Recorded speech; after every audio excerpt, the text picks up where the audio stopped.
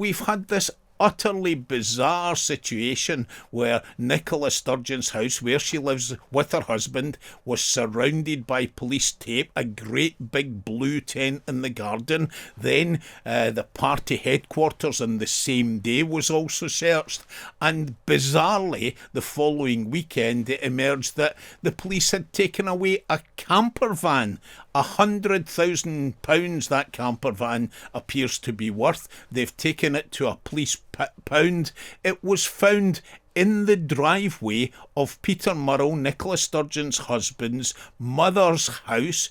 His mother is 92 years old. These are quite difficult times for the SNP. February the 15th it was, I think, that Nicola Sturgeon resigned. Now, it's very, very difficult for any party to lose their leader, particularly when it was so unexpected as it was at the time. But not only have they lost that leader of the government, they've lost the Deputy First Minister, John Swinney. Now, he's been with her as deputy really since she took over in November 2014.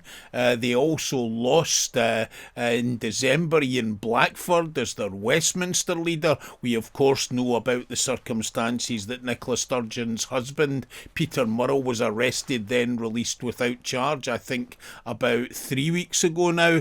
So we're talking about a situation where the SNP has lost a series of key players from the Scottish Government, from the party itself, from Westminster, and for any party these would be difficult shoes to fill. It's very, very clear that in that close election contest, which Humza Yousaf won 52-48, that was so very close.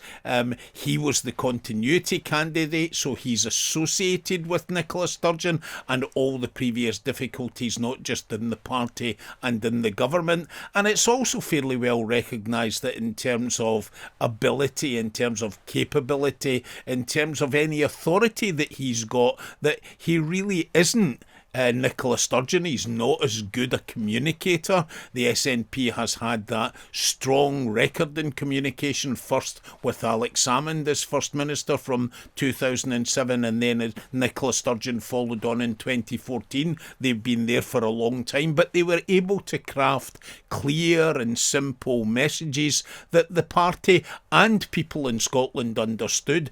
Humza just doesn't really have that. He also has the prospect of Kate Forbes. Well, she's being loyal to him to a certain extent. I think she's professing loyalty, but she's still there. And I think that's going to be a problem for Humza Yousaf going forward. The next big test could be a by-election in Rutherglen and Hamilton West. We should know about that soon. Margaret Ferrier, the local MP there, has got into some difficulties. She's been disciplined by the House of Commons, suspended for 30 days now.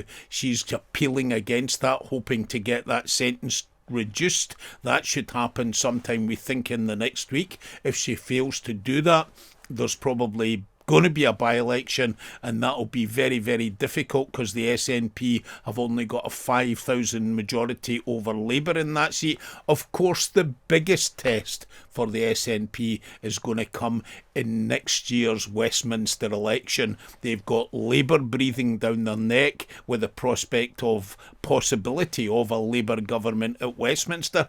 Actually, the Tories are having a wee bit of a revival, mainly to be fair, on the back of the SNP's travails. So the SNP face the prospect next year of even possibly having as bad a result as they had in 2017 when they lost 500,000 votes in 21 seats. So a difficult period, not least because as well they've got some difficulties in the government. Humza doesn't have that authority. There's a lot of issues that are causing problems with them. This week, highly protected marine areas where they are hoping, as part of a major proposal, where 10% of the coastal seas round about Scotland should be rewilded. To be honest, that's part of their deal with the Greens. So that deal with the Greens in government is also under pressure. So not the best of times for the SNP. what's kind of the latest update on what's going on, especially with the investigation into the SNP's finances?